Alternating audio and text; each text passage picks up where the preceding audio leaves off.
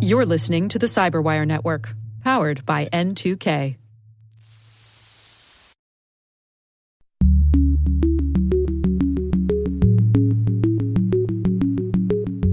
It's varied, from year to year or over, even the decades, but clearly, different dynamics now versus 2015. But I would say the one, consistent theme is the persistency of the threat and the evolution of the aspects of, targeting different types of information. Hello, everyone, and welcome to Caveat, the CyberWire's privacy, surveillance, law, and policy podcast. I'm Dave Bittner, and joining me is my co-host, Ben Yellen from the University of Maryland Center for Health and Homeland Security. Hello, Ben. Hello, Dave. Today, Ben shares an appeals court case on free speech rights and social media. I've got the story of online health tracking services oversharing with Facebook. And later in the show, my conversation with Luke Tenery of Stone Turn. We're going to take a look back at the OPM breach. While this show covers legal topics and Ben is a lawyer, the views expressed do not constitute legal advice. For official legal advice on any of the topics we cover, please contact your attorney.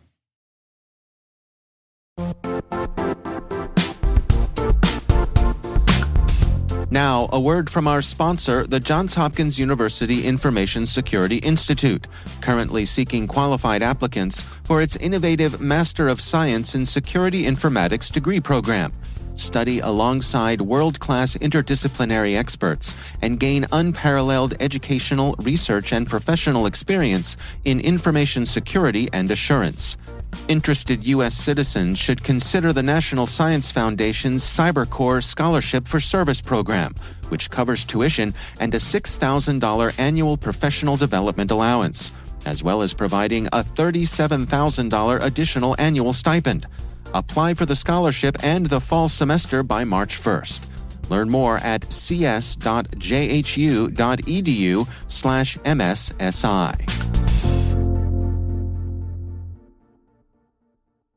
All right, Ben, we got some good stories to share this week. You want to kick things off for us here? Sure. So we're getting into back-to-school season for those of us with kids, and so I thought we could share a case relating to First Amendment protections for off-campus speech on social media for students. In this case, it was a high school student.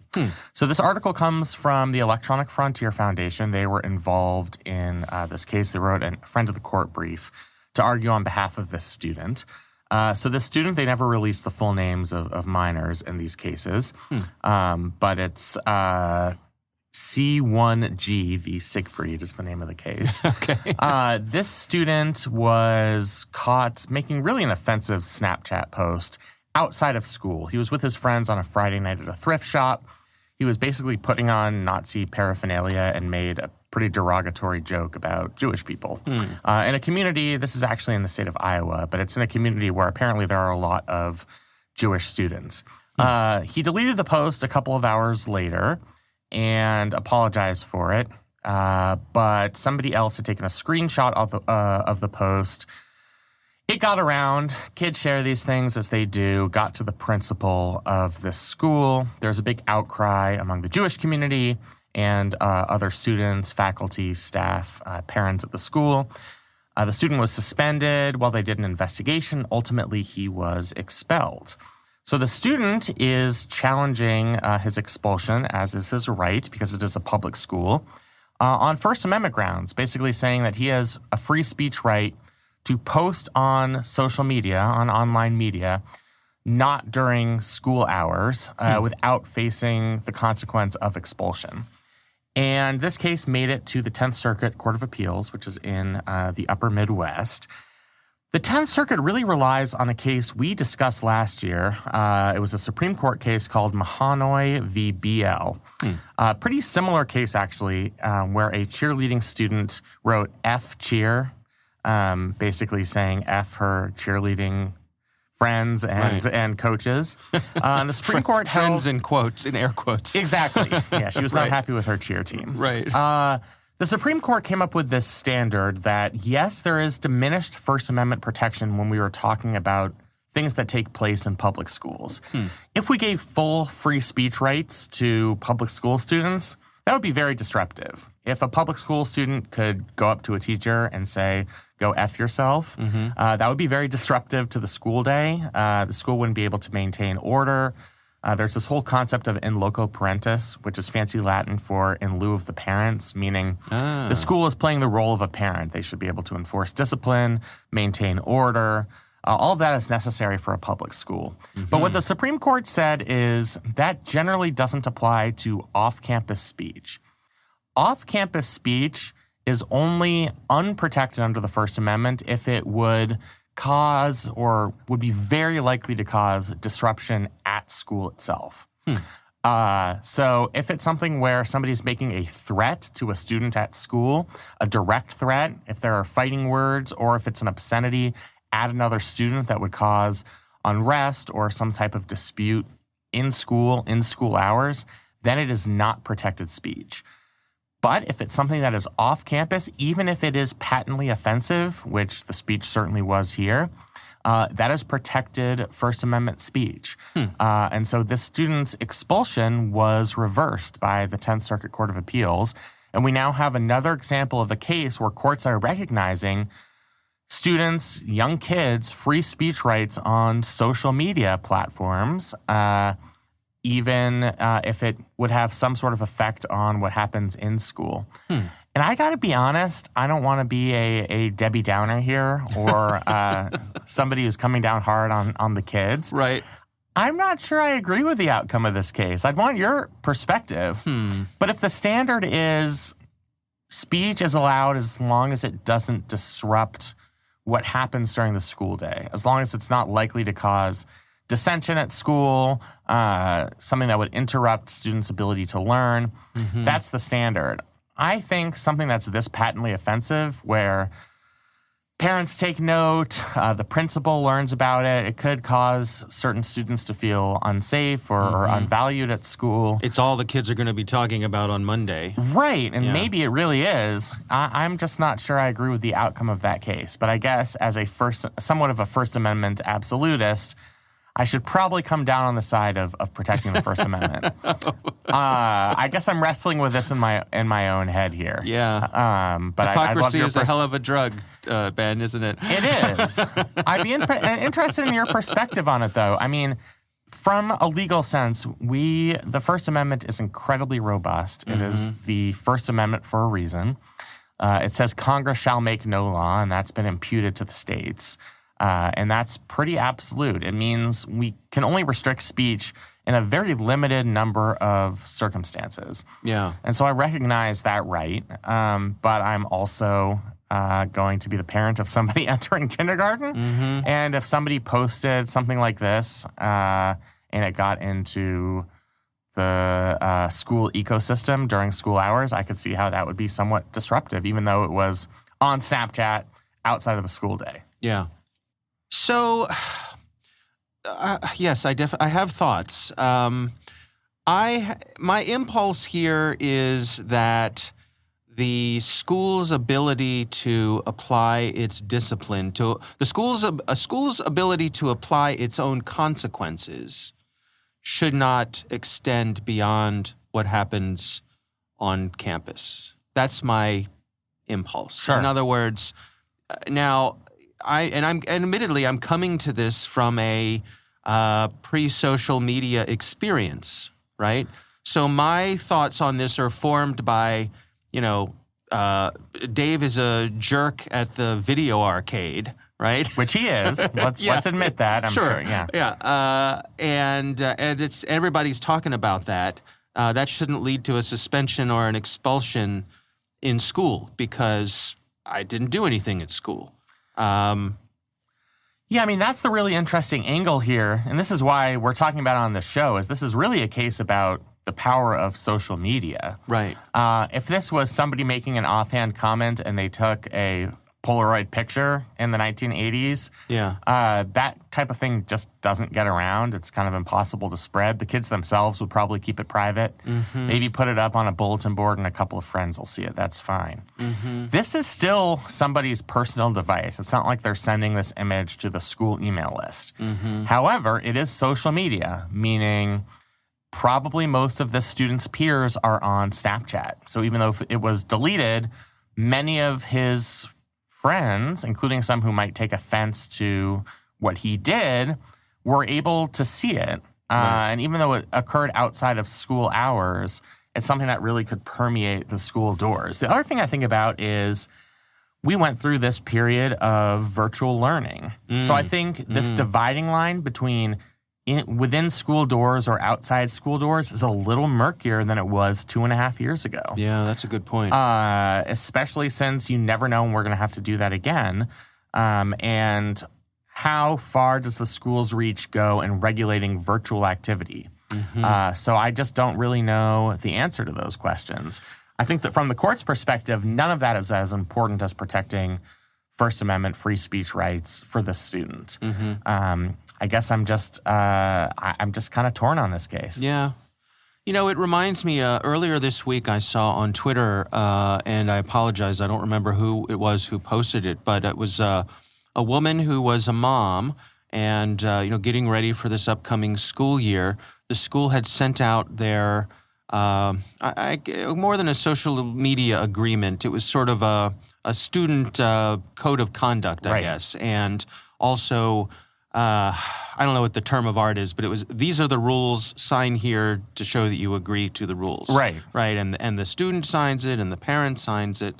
Well, this parent had pointed out that on this agreement was the school reserved the right to inspect a child's social media posts on their personal device, even things that took place outside of school. And the mom was like, oh, no. And I can understand that. I mean, that does seem very, very invasive. Yeah. I think the difference with a social media, I mean, I guess it depends on the reach of this person's Snapchat account and how many people saw it before it was deleted. Generally, my instinct is to agree with this mother that is very intrusive. That's none of the government, and in this case, the government is the public school administration. That is none of their business. I can control what happens with my kids at home, just the way that they are in charge of my kids when they're at school. But I think those lines really get blurred because what happens outside of the school really can have a substantial impact at the school. Yeah. Now, what the court did here is go through that test, really examine the facts and see if this is the type of speech that would be likely to cause disruption at school. And they really determined that even though this was controversial and it went to the principal and it went to parents and teachers, even despite all of that, it wasn't something that was going to be disruptive during the school day. Because it wasn't, I'm going to beat up Johnny tomorrow, come to the lunchroom for a fight. Yeah. Or I'm going to beat up all the Jewish kids at school. It wasn't that. It was theoretical and wasn't directly related to something that was going to happen at school. Yeah. I just guess that's really a fine line. I mean... I don't want to give the kid a pass, but it sounds like a kid being a dumb kid. Right, and he was being a dumb kid, and he apologized for it. Yeah. Although I will note, if you actually read the case, his apology made several spelling errors that kind of rendered it more laughable. He spelled the word ment, M-E-N-T. So maybe he needs to spend more time in school. In class. Yeah, maybe it really is interrupting his school day. So let me ask you this. When so at school... we agree that it is the school's right to search my locker. Right. Okay. Is it within the school's right to search me? Yes.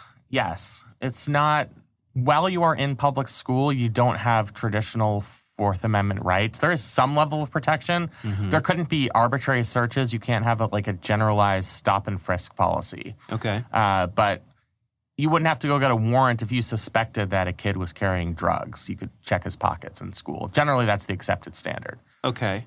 So I guess the question is, does that right to search me include my mobile device? I'm just kind of thinking about what the Supreme Court would say. They say that a mobile device really is something special. You can't just search it incident to arrest as if it was somebody's pocket notebook or something. That's what they said in Riley v. California, is that there's so much personal information that just because somebody is arrested, you need to have a separate warrant in order to search that device. So there is this increased level of protection beyond the physical things that you find in somebody's pocket when it comes to mobile devices. And I get that. But again, this wasn't like somebody's personal diary that they wrote in notes. This is something that they did share publicly. Right. So, yeah, it's just one of those, it's kind of a 50-50 issue. But it shows that another example of where the legal standard that's set up here about disruption to the actual school day gets a little more complicated when we're talking about social media, because the reach of social media posts is so much larger than anything that could have happened outside of school doors 20 or 30 years ago. So it's interesting that the court standards have really not changed, despite the fact that social media posts themselves are so prevalent and so public. And it's almost as if, if every kid in the school is on Snapchat, it's like saying something over the loudspeaker. That's how far the reach is. Yeah. So it was just a very interesting case from my perspective. Yeah, for sure. All right, we will have a link to that in the show notes. My story this week comes from Forbes. This is written by Alexandra Levine. Might be Levine. I apologize, Alexandra. And it's titled Digital Medical Companies Funnel Patient Data to Facebook for Advertising. I don't even know we need to read the article here, Ben. Yeah, that does not sound good. So basically what's happening here, there is a research group called the Light Collective, and they have a peer-reviewed study that they published in a journal called Patterns, which evidently is a journal covering data science. And they were looking at the ways in which people's health-related activity online is tracked across websites or platforms and then used for advertising purposes on Facebook. And they studied 5 different online tools that people who are cancer survivors or people who are going through cancer diagnoses, living with cancer, that sort of thing, fighting cancer. And they use these online digital health tools. And what they found was that there are third-party ad trackers used by those health tool companies. And these tools, surprise, surprise, track them around the web and then send the information off to Facebook to be used to target them for advertising. Yeah, I mean, this obviously rubs me the wrong way. There are a couple of striking things about this article. First is that they contacted these 5 companies that run these online medical services, and only 2 of them responded and basically said, we're looking into it. And then a third one gave this sort of denial, saying, we don't purposely share. Right. Your privacy is important to us. It's very important to us. Yeah. Right. We would never do anything to jeopardize the personal relationship we've established with you on our website. Yeah. The other interesting element is a spokesperson for Meta, the parent company of Facebook, basically said, yeah, they shouldn't be doing that with us. We have a very clear policy about what advertisers are able to share on our platform and how information, breadcrumbs collected on the internet can turn into targeted advertising. And that's not how it's supposed to work. I don't think any of that would have come to light. None of those statements, either by these companies or from Meta, would have come to light without this peer-reviewed study. So it makes you question what else is going on under the hood that we're not going to discover. Right. And we're talking about very personal information. I mean, people with cancer diagnoses, perhaps they haven't shared that diagnosis with family members, their employer, and now it's being used to target their advertisements on Facebook. I think it's kind of a big deal. Yeah. And it's a little disturbing that not only are the companies doing this, they don't really seem to be aware that it's happening. Right. This article points out that a couple of the companies are doing this in direct, contrary to their own privacy statements. Right. I think we have to look at why they're potentially doing this, and it's really about quite a robust profit motive. There's a great quote here from, I guess it's the people who drafted this study. While the digital medicine ecosystem relies on social media to recruit and build their businesses through ads and marketing, these practices sometimes contradict their own stated privacy policies and promises to users. I think what that tells us is they can't really resist, or maybe they're willing to look the other way, the pull of online advertising. It's hard for some of these companies to be profitable. It's hard for any online company to be profitable in isolation. One of the ways you can be profitable is your most valuable asset, which is the information your users share on your website. And there's a lot of money to be made from that. And that's why there are so many third-party sellers, because there's a lot of money to be made from it. So one thing that I think is worth noting, we've talked about how people don't actually read the privacy policies. It seems like the companies themselves might not be taking their own privacy policies seriously if they're willing to look the other way and kind of let these things happen. Yeah, there were a couple things. One of the organizations that they looked into was called Health Union, and they spoke to the president of Health Union, Lauren Lawhon, who said that she said that, when you log on to their site, they have pop-ups giving them the choice to accept or reject cookies. Well, we've all seen those. Right. What do you do? I want to read the art. I want the information. I'm checking the box. Right. Yeah. And she said there's also a do not sell my information link at the bottom of their pages. Well, you probably need some significant eyeglasses to see that typeface. Right.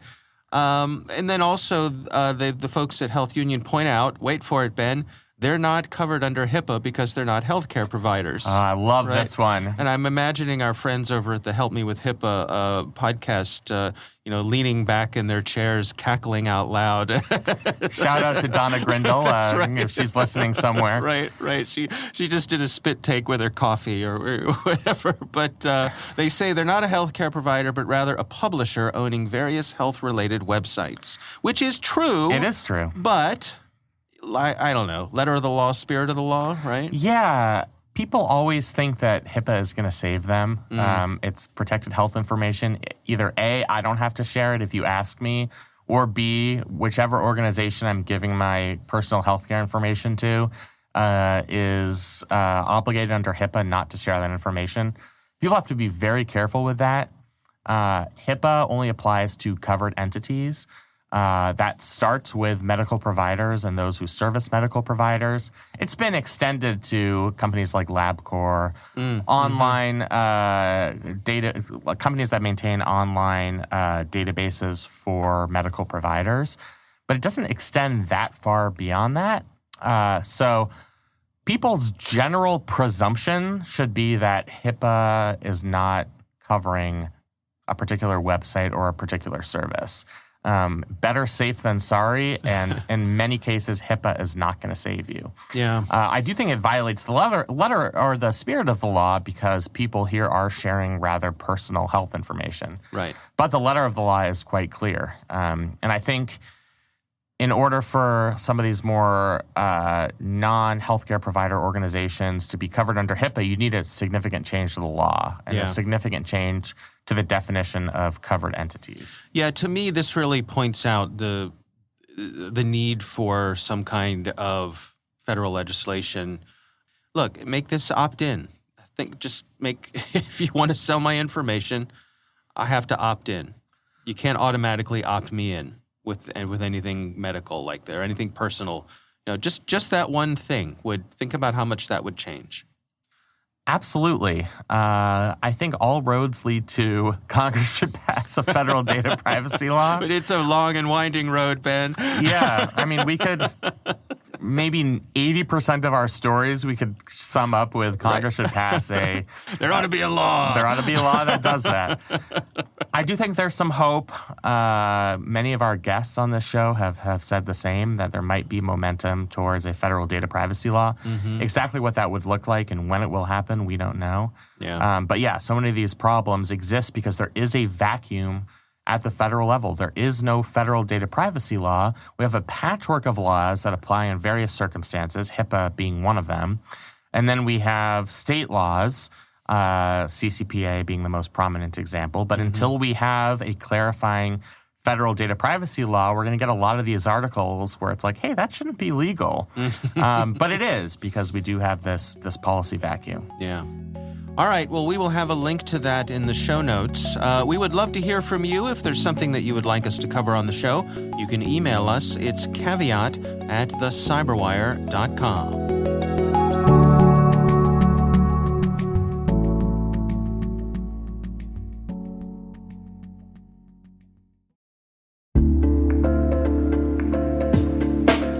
And now, a word from our sponsor, SpyCloud, the cybercrime analytics leader.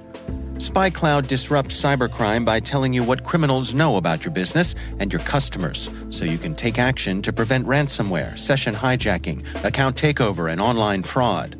SpyCloud constantly recaptures and analyzes new data from the criminal underground, including credentials, session cookies, and PII siphoned from malware-infected devices. With knowledge of the specific exposed data criminals have in hand from InfoStealer malware on managed and unmanaged devices, security teams can respond with a more efficient and effective process called post-infection remediation that fits seamlessly into existing incident response frameworks. Get SpyCloud's post-infection remediation guide outlining the 7 steps for preventing a malware infection from becoming a full-blown ransomware incident. Visit spycloud.com/cyberwire. That's spycloud.com/cyberwire. And we thank SpyCloud for sponsoring our show.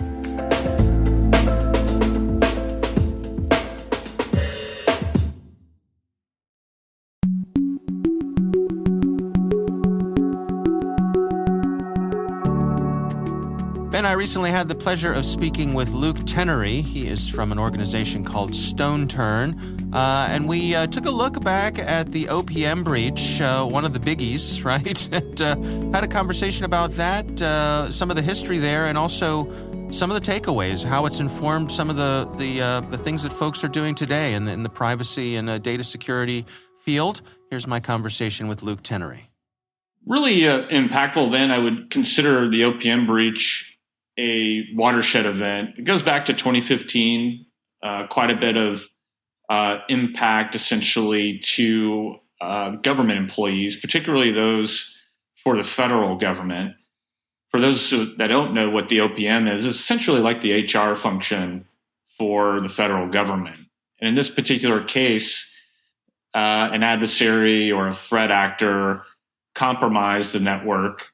And there were essentially 2 separate but related cybersecurity incidents, as has been disclosed, mind you, that affected the information of federal employees.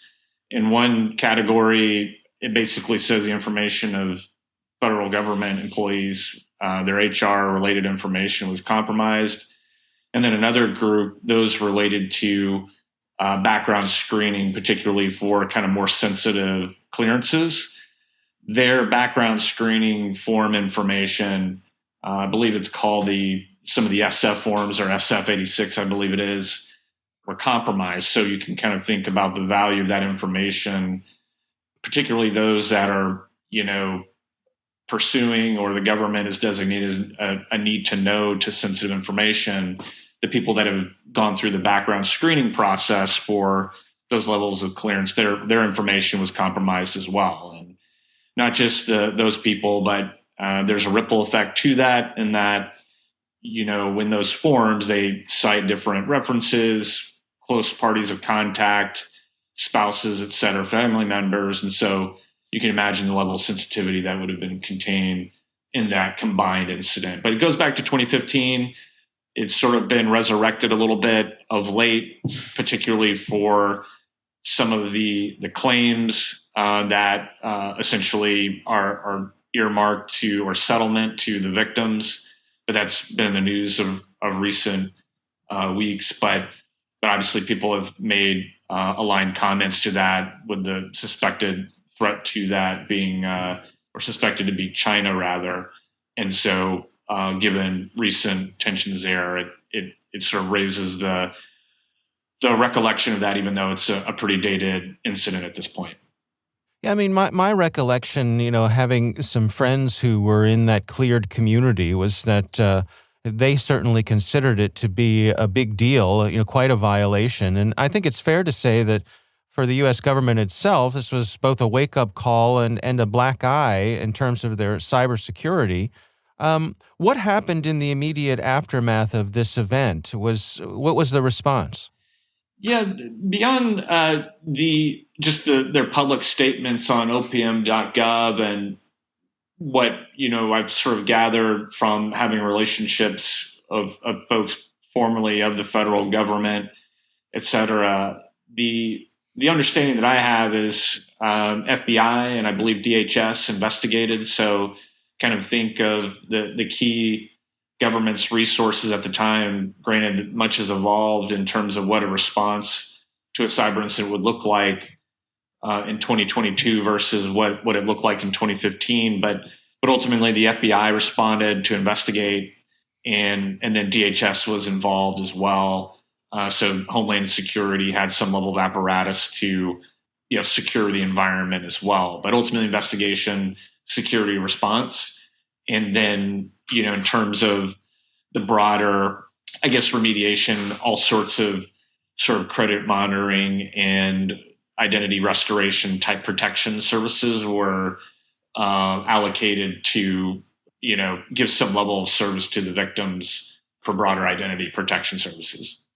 Can you help us understand if you're a government employee, if you're someone whose information was released as the result of this hack, what do you have at your disposal in terms of some sort of settlement with the government? What options do you have? The fulsome of that, again, I'm not a former federal government employee, and all I can tell you is what they have allocated is sort of the victim registration and related services on the opm.gov site. But what I can tell, having been involved in breach response and protections for victims over time, over the last 15 years or so, where this was sort of a big deal.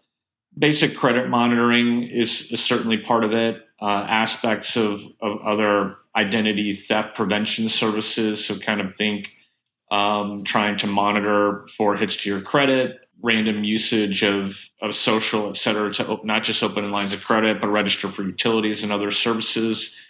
Those are sort of the protections that were offered for these victims. And then just recently, as you mentioned, some level of litigation and settlement for harm or damages. I think a judge recently sort of approved somewhere in the neighborhood of $63 million, which averages out to, I think around the current math is about $700, I guess, for victims that register in that way. But ultimately, not much more than a typical consumer set of protections, to my knowledge. Although there could be other protections in our monitoring that the government has in place for the victims. I just don't know that by virtue of not coming from that area of the government. Sure. And how has our relationship with China both been informed by this event and evolved in the years since it happened? Yeah, I wouldn't say the relationship there were definitely certain dynamics and strains likely that came out of the OPM breach, but I would say the incident itself was probably more just symptomatic of prior and pre-existing tensions. The dynamic around the nation state adversaries, et cetera, that by that point in time, it had been pretty well documented and known even prior to 2015 and going back to the 2000s or 2000s that there was some level of cyber activity, sort of non-kinetic activity between U.S. and China from a cyber perspective. And so, from that vantage point, the broader, theft of intellectual property, gathering intelligence about our people or also our government employees. That sort of targeted information has been pretty well known, and we've even seen from an adversarial sense nation states go after similar, more updated information. The Marriott breach comes to mind in terms of one of the more publicly known ones. You can imagine what adversary could do with that type of information in terms of identifying government employees, where they're traveling, or aspects, from an OPM perspective, highly sensitive, people with clearance, potential politicians, and having that information at their disposal for things such as influence operations, identifying spies, assets of spies, et cetera. Really the intelligence treasure trove that was just kind of further symptomatic. They leveraged a cyber apparatus to compromise that information, but they've really been targeting a variety of I'm not downplaying it at all, but they up until that point, they've been targeting a variety of information. It really was, probably not really a known target of source being OPM, but certainly at that point, it was clear that, a variety of nation state adversaries were probably interested in kind of obtaining that level of sensitivity and information about federal employees. Is there a sense that in the years since this hack took place that the government has had the opportunity to make the adjustments that are necessary and we're in a better place now? That's a difficult question to answer in some sense. We're coming off, I used the term watershed a few moments ago for OPM in 2015. And really, we had a new iteration of a watershed cyber moment in late 2020 with SolarWinds. And so a totally different type of attack. It was of the supply chain variety, whereby in this case, likely different nation state adversary compromised a third party resource that was SolarWinds that many government entities leverage their software products to protect their networks. But ultimately, it's still unclear the fullness and panoply of information that was targeted in that sense. Could have been a variety of different circumstances. But ultimately, there is this sort of cycle and iteration of evolution of attacks. And so I think the one expected or consistent theme is in this case, Dave, that the nation state versus nation state, they'll continue to evolve. It's clear that the information that they target varies from year to year, depending upon circumstance. We know for years that one or more nation states have targeted U.S. corporates and defense industrial base, or commonly referred to as the DIB, their information for their own defense purposes, and then other even more corporate espionage dynamics for being more competitive in the landscape and global economy. So it's varied from year to year or over even the decades, but clearly different dynamics now versus 2015. But I would say the one consistent theme is the persistency of the threat and the evolution of the aspects of targeting different types of information using highly sophisticated means and well thought out and strategic attacks. That is a consistent theme, and what they intend to do with that information may evolve, but obviously, it's notable over the last handful of weeks, they, have shown different advancements in their military technology, including a new aircraft carrier, hypersonic weaponry.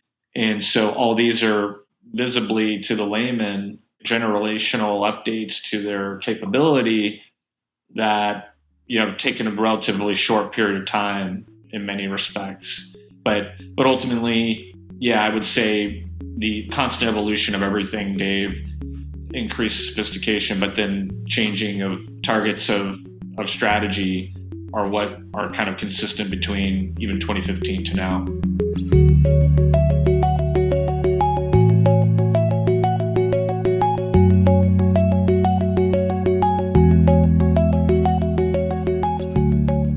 All right, Ben, what do you think? It was really a good retrospective on the OPM hack. I mean, I think that was, for many people, that was the first foray into cyber risk, especially for federal government employees who just didn't spend that much time thinking about what would happen if their information were hacked. Right. And then it was the scale of it, because we're talking about millions of records. It became kind of the original sin of cyber incidents in that it informs how we think about them. Yeah. It's kind of not to return to the same theme here, but you'd think that the OPM hack, because it affected so many federal employees, would have led to more of a groundswell in support of robust cybersecurity legislation. And Congress has done a good deal to try to abate some of these risks. But it hasn't quite served as the motivator that many of us thought it would at the time. Somebody needs to hack Congress, Ben. Don't say that out loud. Did I say that out loud? Yeah. Keep that thought to yourself. Oh, gosh. Should we delete that? Using my outside voice. We might need another. We might need another disclaimer at the end of the show. That's right. Yes, things that Dave says out loud should not be taken seriously. Exactly, because he is not a lawyer. I just have to be a little more careful. You can really. I might have to funnel my thoughts through you. Well, just in case. Yeah, that's right. You probably have more robust insurance than I do, also. Fair enough. Yeah. All right. Well, again, our thanks to Luke Tenery for joining us. We do appreciate him taking the time. This episode is brought to you by Palo Alto Networks, the leader in cybersecurity. As AI-driven attacks increase, organizations can't afford to have network security that's stuck in the past. Discover how Palo Alto Networks can help you predict what's coming and proactively secure against it with a zero-trust, AI-powered network security platform built to secure whatever, whenever, wherever. To learn more, visit paloaltonetworks.com/network security platform.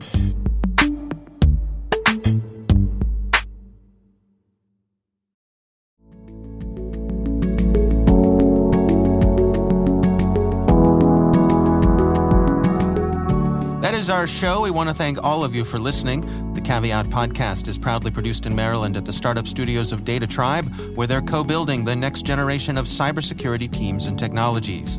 Our senior producer is Jennifer Iben. Our executive editor is Peter Kilpie. I'm Dave Bittner. And I'm Ben Yellen. Thanks for listening.